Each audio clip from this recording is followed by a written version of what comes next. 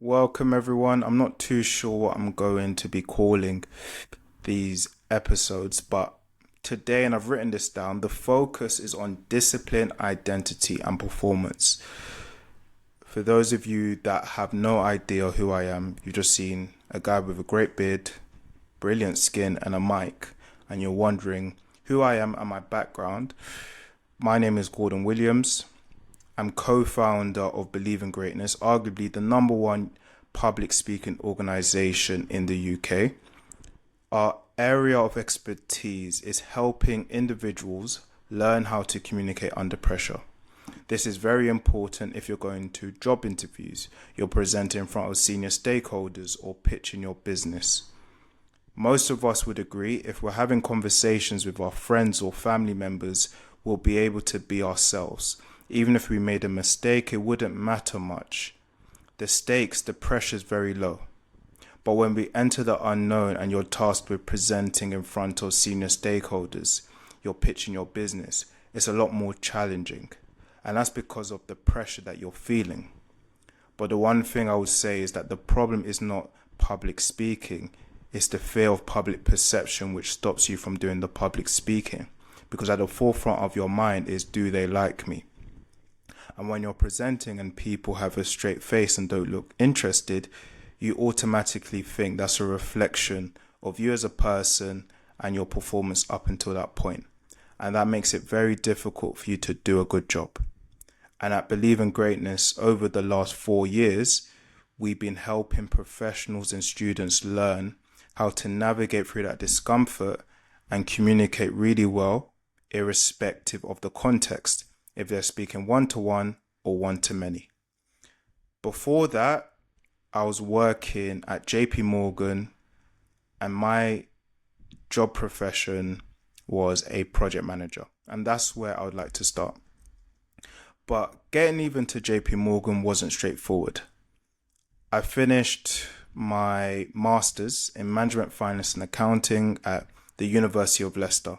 The reason why I decided to do a master's in the first place was because when I finished my bachelor's in 2018 at De Montfort University in business and management, which I actually saw a study the other day that 70% of undergrads complete a degree in business and management. You do a number of different things, but you don't necessarily have an area of expertise. And that was the case for me. And at that point, if you were to ask me, what do I want to do in my life? I had no idea. So I was very anxious about the prospect of going back home with no real plan. So I decided at that point, okay, let me go back home, reflect, but I should return to Leicester because it'll be much easier and do my master's. I did get offered a scholarship at De Montfort to continue there and do my master's, but because of the ranking of the university, I've just thought to myself, there's no point. Let me go to University of Leicester. I believe at that time it was in the top 40. If I'm able to actually do my master's in the subject I was looking to do it in, which was management, finance and accounting, it's a no-brainer. And the whole purpose behind me doing this in the first place is obviously get a better understanding of what I want to do and put myself in a better position when I'm going for job interviews. So that's what I did. Fast forward a year, was applying for jobs. Initially, I thought it'll be super easy. Just apply for the positions. You've got a master's, you've got some little relevant experience, you'll be fine. But that wasn't the case at all. Within a month, I quickly realized how difficult it would be because I was applying for jobs and then I'll get the email and I didn't get through to the next stage. I remember one experience I had, and honestly, I was disheartened. I went to a job interview for a consulting role, and it was in Victoria, I believe. I think it was Victoria. I spoke to one of my friends, Peter Andu. We've known each other for the last, close to 10 years. And he was just asking me about the position, how am I feeling? And during that time, because we did our masters together, I was at Leicester, he was at Loughborough. We were just keeping each other updated on how things were post-graduation and securing a job. So I spoke to him and I said, listen, the salary's brilliant. I think it was around 30 grand. And at that point, 2019 going into 2020, that was really good. The position was brilliant. I could see real opportunity to grow within that organization. And the way the job interview was structured, we did a lot of group-based activities. So you're in a team, I'm assuming there were people within the organization that were observing you, and you had to work together. So showing your team working skills, rapport building, communication, and trying to give everyone a platform to be successful. So I did a really good job, which I believe anyway, of coordinating and telling everyone, all right, this is your role, this is your role, what would you like to do? And then when we went to the front, rather than just hogging up the spotlight, I gave a chance for everyone to speak. So when we got to the end and finding out if we were going through to the next stage, I was very confident. I'll be honest, I was super confident. And the way they done it, they were saying if you were successful, you'll go into room 1. And if you weren't successful, you will stay in the current room that everyone was in. So they were calling a number of names and they were going into room 1. And there were some names and they were in my group. And I was quite surprised. Like, okay, they're through to the next stage. Interesting. If they're going through, 100% I will as well. I was adamant. And then it got to the end. And there was about 15 of us that were still in the room. And I could just hear a shift in their tone of voice. And they were like, well, unfortunately, guys, you've done a great job, but you won't be going through to the next stage. Instinctively, I said, me, I'm not going through. And I stood up. At the same time, in my mind, I was thinking, oh my God, what am I doing? This is so inappropriate. And then the lady that was telling us the sad news, I guess you can say, was telling me, calm down, let me finish. I was fuming. The rest of the time that she was talking was a blur. I wasn't even listening. I was just looking out into the outdoors and just thinking to myself, back to the job search. How much longer am I going to do this? When we was done, I was leaving and I was just walking home. I then spoke to Peter. I think it was either a voice note or I think I called him actually. And I told him what I did and he was laughing. He was like, wait, you actually said me, are you crazy? How could you do that? And obviously my head was gone. And I told him in that moment, you know what, on second thought, I didn't even want that job in the first place. It was bad vibes. I was clearly the best person for the role, I should say. And they didn't hire me. I can't be bothered. I give up, etc.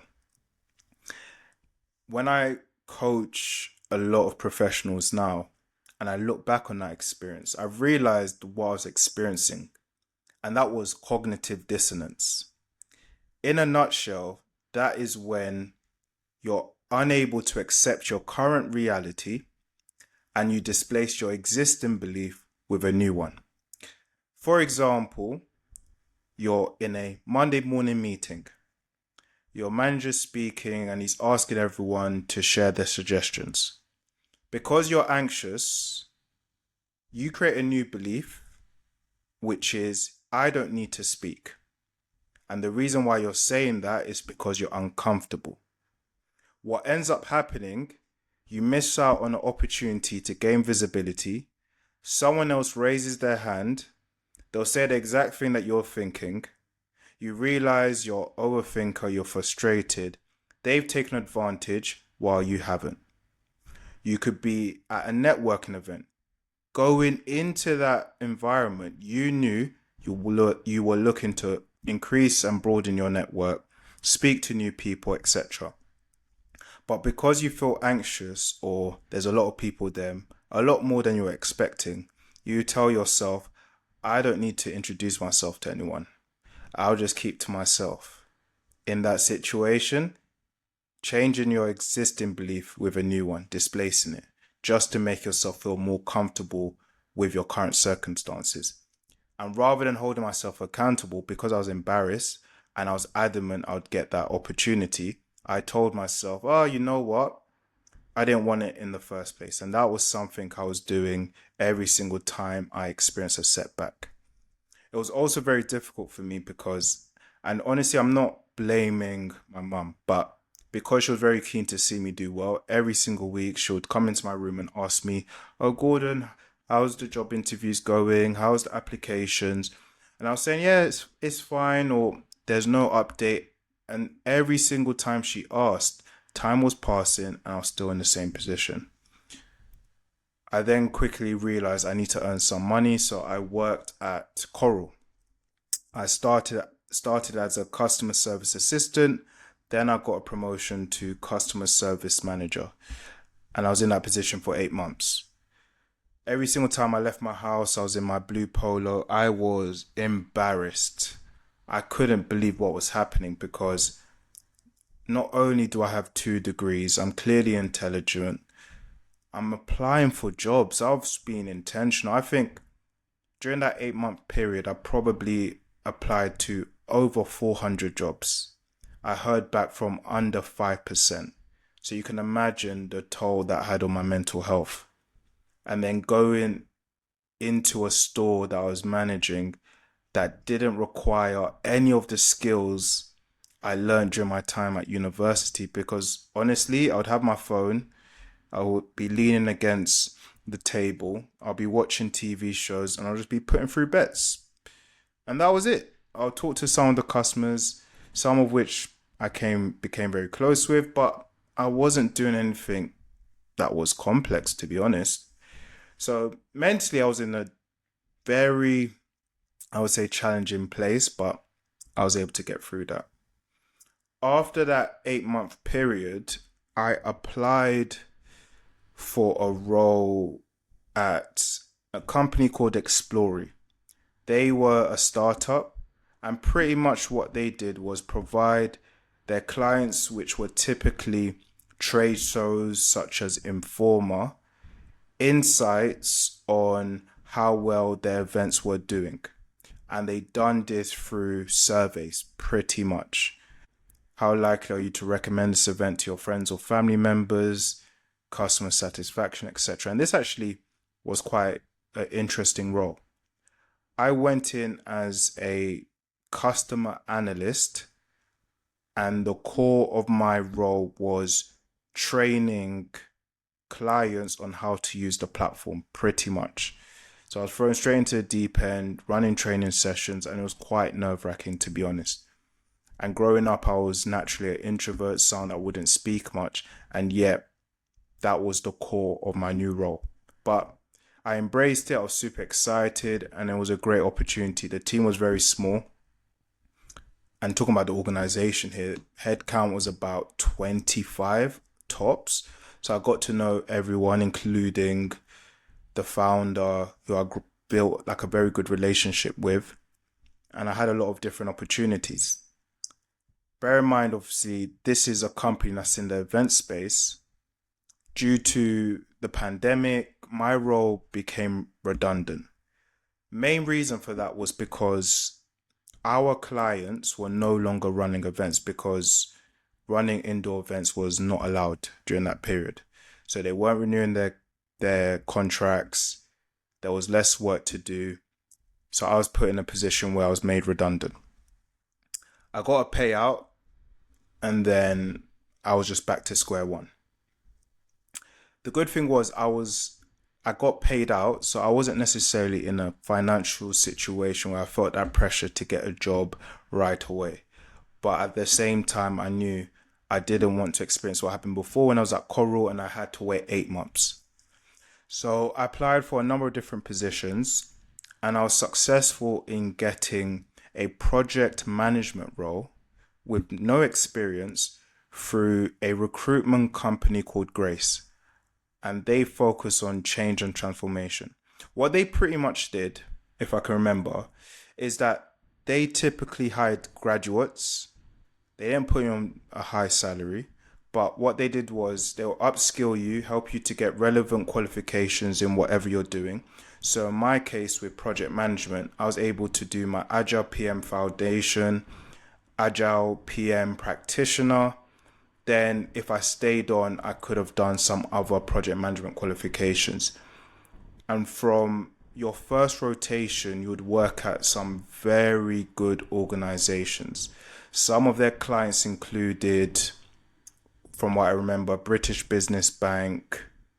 They had some companies in financial services, some investment managers, some data startups, a lot of brilliant companies. And just to have that on your CV is a very good look. And within my first 2 months, I got my rotation at British Business Bank. And remember, I have no experience, but yet I can now put on my CV, I've worked at British Business Bank as a project manager. I was learning on the job and they gave me so many opportunities. It was weird because I secured that role during lockdown. I didn't meet any of my team in person, but it was a great role.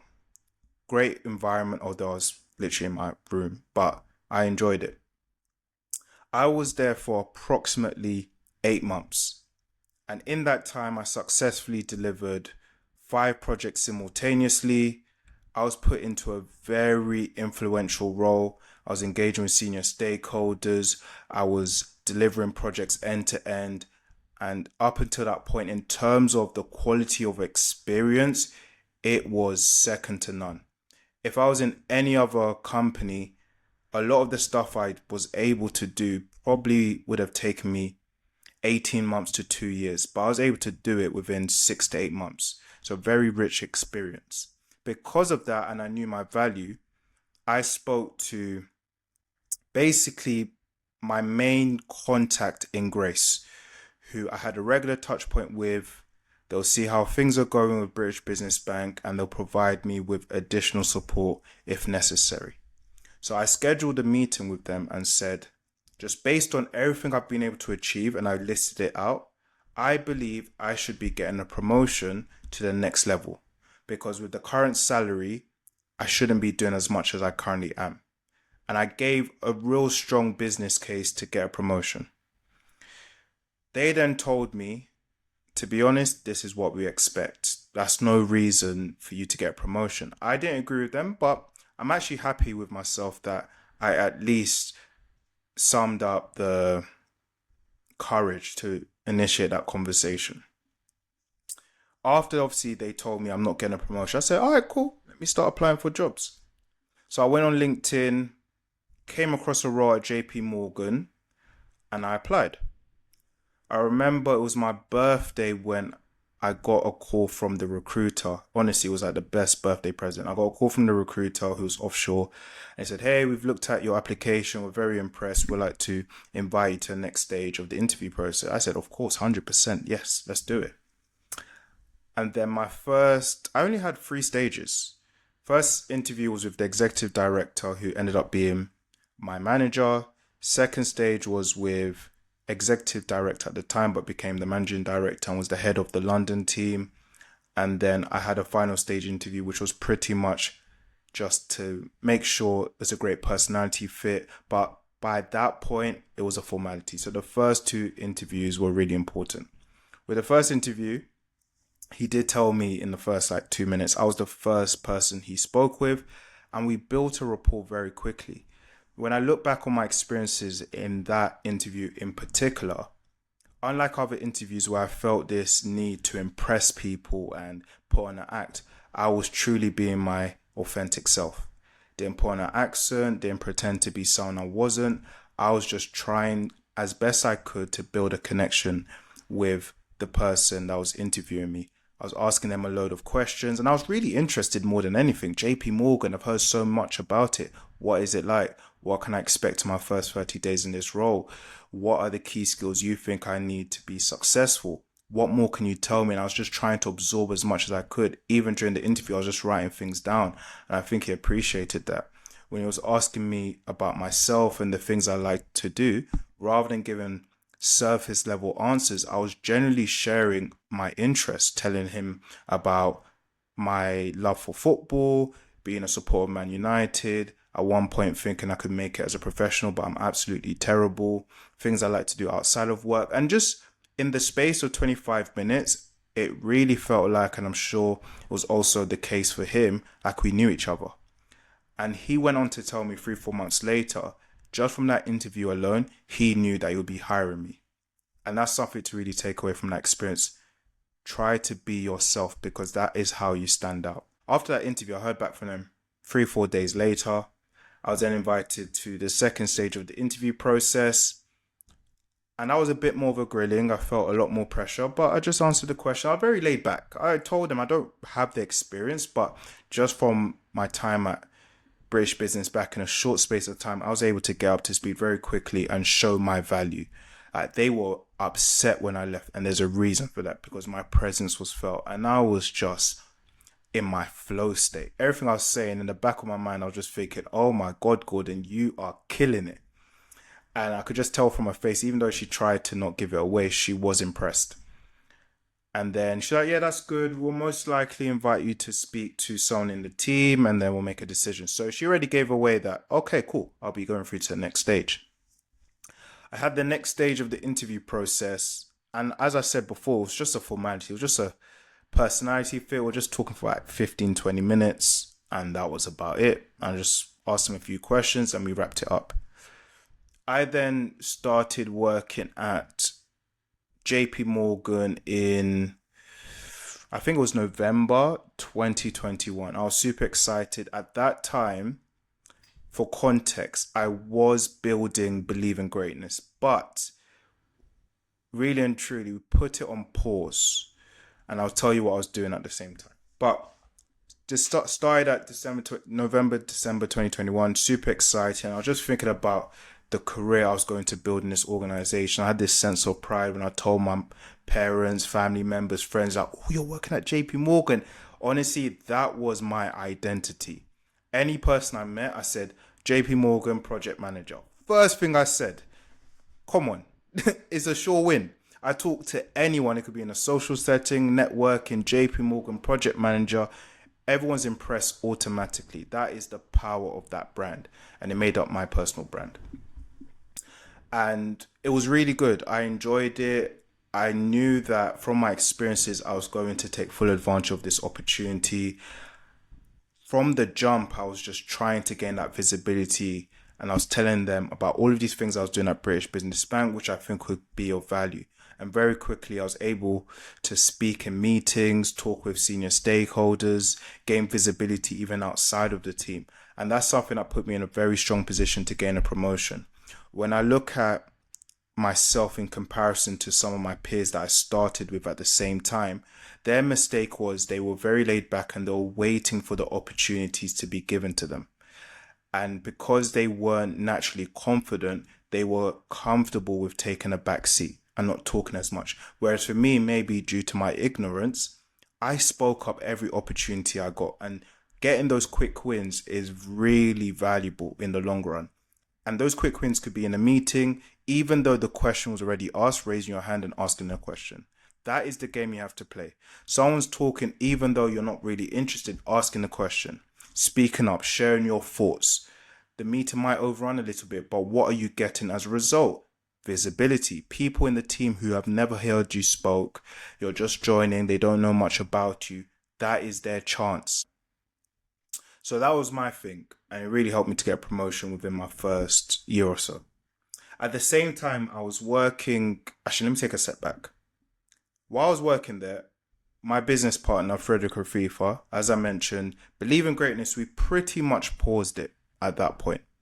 He then reached out to me and said, hey, I started working with this public speaking organization. They are desperate. They need coaches. Would you like to do it? I know you're a project manager as well. Trust me, just get some training. We'll get you up to speed. And I thought, you know what? Why not? Let me join. So I had a conversation with the founder. He told me about the commission structure, and I knew it wouldn't be earning much money. And that's why I was at JPMorgan. So that didn't really matter to me. I just thought, you know what? Let me do this. This will be really exciting. Let me try to use my time better. And I'll be able to improve skills that will go on to be beneficial in my role as a project manager. When I first started working for this organization at the end of 2021. So when I think about it, it was literally within the first 6 to 8 weeks of me starting at JPMorgan that I got this new opportunity. And I was running 2 to 3 classes every week, some of them virtual. And then when the world started to open up, in person as well, but primarily virtual in the first 2 months, I would say. I remember one of my first experiences running a public speaking class. There was about 15 people in attendance, and I was super anxious. There was a particular gentleman in the front row. He had his arms crossed, straight face the entire time. Every single point during that class that I looked at him, my mind would go blank because he didn't look impressed. As I said, straight face, arms crossed. By the end of the session, I knew I would give it, if I'm being nice, a 4 out of 10. It wasn't great. I was disheartened and I thought, damn, this is difficult. It looks easy, but it's not simple. He then came over to me and he was like, you know what, Gordon? That was really good. Hopefully I'll see you again. And I was just thinking to myself, you could have smiled at least once. You could have given me a thumbs up. You could have done anything. But instead, you're just sitting there looking grumpy. And there were 2 things I learned from that experience. One, you never look as anxious as you feel. And there's always going to be people behind you that will learn from your experiences. So although mine were limited at that point, the people that were in the room had 0 public speaking experience. And even though I was regurgitating what someone else told me, they found that valuable.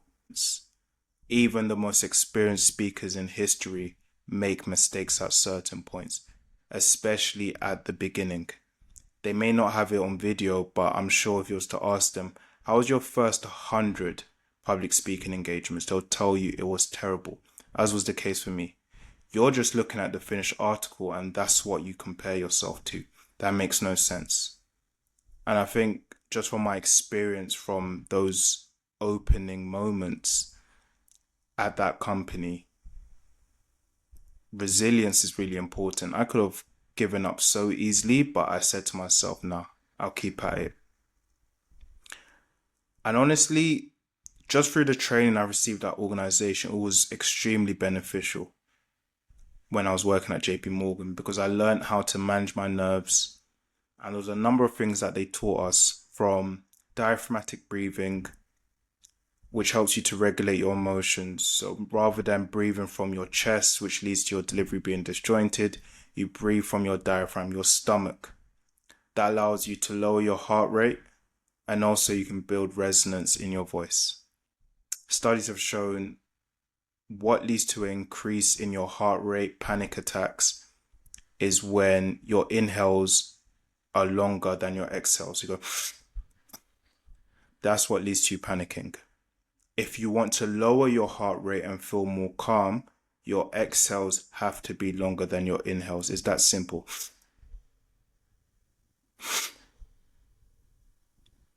That is how you feel more relaxed, present, and you put yourself in the best position to be successful. And then very simple things such as in the opening moments, taking your time, not rushing, having a measured approach. That really did help me. I remember my first few meetings at JPMorgan, with it being a global organization, 80% of our meetings were virtual because we'll be engaging with stakeholders that were based in Madrid, some in Germany, all around the world. And very few of them would be in the same office as you. So speaking over Zoom and looking at the various grids, trying to assess whether or not they're listening, do they have a question to ask? It was a lot that you had to deal with. And it was with time I was able to improve. But I remember one of my first meetings, and this was a bad experience. I started the Zoom call, and when I started speaking, I was just talking. It was verbal diarrhea, and honestly, the audience, my stakeholders were looking at me confused because I just kept on speaking. I know they were thinking to themselves, what on earth is this guy talking about? Is he ever going to stop? And I knew that, all right, cool. I need to work on this because I was anxious. I even thought that drinking coffee would help me. It didn't. If anything, just spiked my adrenaline, anxiety, and things got worse. But after working with this organization, which was part of the reason why I started, it helped me to understand how to manage working in that environment, dealing with stakeholders, presenting in meetings, and how to do that really good. And that was something that a lot of my colleagues started to notice, because I remember there was one particular colleague that was saying to me, "You're really good at communicating. I see you going into a front office role in the next 2, 3 years." So she even saw my potential very early on. And that came down to the things I was doing when nobody was looking. That's the real value. And then I think for me, just really progressing in my career at the same time working at this organization was very valuable, because I had odd opportunities to work with corporations such as FTI. I remember another startup. I did a lot of cool things, and I didn't put anything on social media, to be honest. I didn't see a need to, and because I was just focused on doing the work and getting it done more than anything. But I was able to progress in a short space of time, and I enjoyed it. I remember it was after about, I would say 2 years. I think it was about 2 years. It was about 2 years, because it was in February 2023. Me and Frederick had a conversation, and we were like, "Bro, we're the best performing public speaking coaches for this organization. He treats us terribly. We don't believe in what he's doing. They're staying the same. They're stuck. Nothing's progressed.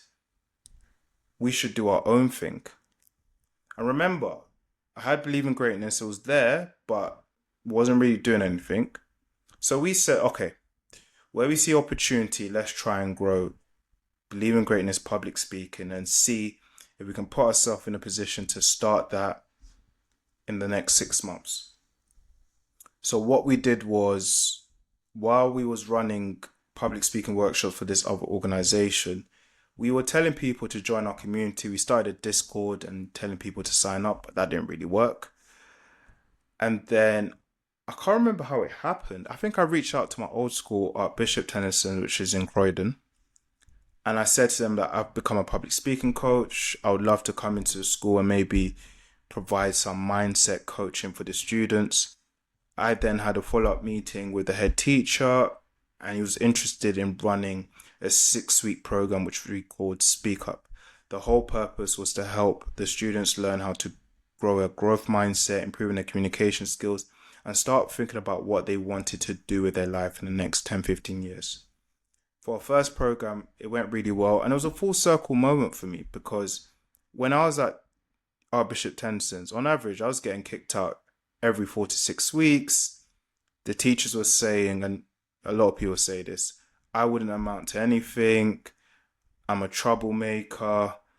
I heard everything you could possibly think of. I generally had a terrible relationship with a lot of my teachers, but yet because I started in 2007, just under 20 years later, I was going back and I was coaching students, which was great.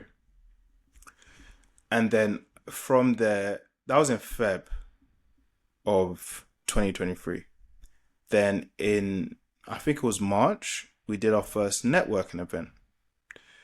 How we promoted that was on social media, through people that we met working for the other organization, and just our wider network. We ran that. We had about 25 people in attendance, and it was very successful. That gave us a lot of confidence for our first event. 25 people there. Come on, man. I think we did promotion for about a month tops. And that really instilled us with the confidence. We thought to ourselves, you know what? Let's really do believe in greatness public speaking now. Let's do it. So we did from April to June, we're trying to run classes every single week in Whitechapel. Just for context, we run classes for 2 to 3 hours. The whole purpose of the class is to give anyone that attends an insight into public speaking, how to apply it in their lives, if it's socially or professionally, how to improve in that area. And we try to make it as practical as possible, rather than us just being at the front and speaking the entire time and you end up being bored. After about 25 minutes of just building that foundation and helping you understand the background to why you have a fear of public speaking would then get you doing activities, starting in pairs, then building it up to a point that you can go in front of people, do a speech on a random topic for 1 minute to 2 minutes, and it goes really well. And if it doesn't, you get feedback and you're able to make those improvements. We learned how to do the marketing through just watching videos on YouTube. And honestly, it was terrible. We then was putting up the events on Eventbrite, running ads there as well. And it was all right, because at the beginning, we did our events for free. And what was beneficial was the education we got working with the other organization, because we were able to understand the things they're doing really well and where we saw those opportunities for improvement and just how to run a business more than anything. We were just absorbing so much information, even on a subconscious level, not even aware of it, but it helped us to get started, because that is arguably the most difficult thing to do, just start. So for us, just from a marketing standpoint, knowing to post it on Eventbrite, the language around the event itself, doing the tickets for free, structuring the classes, all of these things we learned from the other organization. We worked with, but we tried to enhance it and do it our way. That was really important. We're not doing a copy and paste. We're doing this our way. Someone could go to an event from both organizations on the same day and they'll see a clear difference. And that was something that was really important to us because of our integrity. We ran, as I mentioned, I'd say at the beginning for that 3-month period, 2 classes per week. But I remember at first it was just Saturdays and then we tried like a midweek class. Honestly, it was terrible because we were traveling from Croydon all the way to Whitechapel and traveling there and back. So it was 2 hours back and forth. I remember the first class we did, 2 people turned up. And then the second class we did, 2 people turned up, and one of the people came to our previous class. And that same person came to like 3 classes in a row, if I remember. And the way we done is we just took turns. I would do the first half of the session, he'll do the final half of the session, then we'll swap. And what we'll try to do by the end of the session is sell a course for people to sign up for. We then done this for a few weeks, and honestly, on average, we had about 2 people that came to each class, some 0. And what was funny was the room we was using honestly could fit 100 people. We would put out 6 chairs, 2 people would come, and every single time people would ask us, is any more people coming? We say, yeah, don't worry, they're coming. Bro, no one was coming. And then when it got to time, we would start and pretend as if maybe they cancelled last minute. And I remember one particular class, and it just honestly reminds me of my delusion. There was a guy that came called Jay, and we ended up being very close friends. There was only 2 people there. As I mentioned, me and Fred would take turns, and the level of effort we put in, different level. At the end of the class, he was like, I'm not sure if I want to sign up, but just out of interest, because there's only two people here, including me. When did you start? We said like 2-3 months ago. He said, how many people in your community? And at that point, we had 100 people. That's impressive. Okay, is this going to be your first class? I said, yeah. And he said, okay, I'll keep a lookout. And he went on to tell us that what he found so impressive was the level of professionalism that we showed, because there was only 2 people in attendance. But the way we delivered that workshop was as if there were hundreds. And that is something we pride ourselves on doing. I'll keep on saying this. What are the things you're doing when nobody is looking? That was the best chance we had to refine our skills. And when the opportunities presented itself to speak in front of larger audiences, it could be huge organizations, conferences, we would be ready because of the training we was doing. We didn't think just because there's 2 people there, there's no reason to put in the effort. Those 2 people have taken time out of their day to come here. The least we can do is give them the best possible experience. And that is what we've done each and every time. Because what we understand is that one person could end up being an advocate for the business, telling their friends about the amazing experience they had and recommending us to them. That person could work for a huge organization and open up doors for us. And this is something that ended up happening several times, and I'll talk about in other videos. But it was very consistent. Despite the slow start, we kept on going, showing up, and momentum was built. Within, I would say, 2 months, was able to get 3-4 people in each class, which was really good. We done our first course in July of 2023. We had 5 people that signed up for a course which we priced up £400, huge achievement, and we loved what we was doing. I built the course from scratch, just looking at what key things I need as part of a program, fundamentally, and just built it out within the space of a month. I was able to build an entire program, and the structure we had was 4 weeks, and then we'll have 3-hour sessions each week. So that's pretty much how we done it at that time. All 4 or 5 of them improved significantly, and we never looked back since. We've ran courses. We've run courses every single month since July 2023 till now, August 2025. Every single month. And some months we've done 2 courses. Like, the progress has been insane. We've coached through our courses alone 300 people. 300 people have done our courses alone. And that's not including corporate training, all this sort of stuff. In total, during that time, from July 2023 until today's date, we have coached over 7,000 people plus. Over 7,000 people plus. And this is through our introduction classes. And remember, at the beginning of our journey, 2-3 people came. Courses, corporate training, conferences, keynotes. Every single engagement we've done as a business has led to over 7,000 people, which is absolutely astonishing. And that one guy that came to our class, Jay, and was just astonished with how amazing that class was, he's the reason we ended up getting a feature on Forbes. What are the things you're doing when nobody is looking? This video is a lot longer than I expected, so I think in a future video I'll talk about the future of believing greatness and what we was able to do after that point of just starting our courses and building up momentum, and what are the key things that contributed to that. But just from my life before JPMorgan and working there and believing greatness and starting the business and everything I was able to do, the 3 things I want you to take away is, number 1, having a level of discipline is really important. Motivation comes and goes, but discipline is what ensures you stay in the race. You'll go through a lot of challenging moments, setbacks, but you just have to stick at it. Very critical.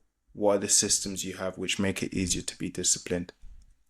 Number 2, I would say, is just constant improvement more than anything.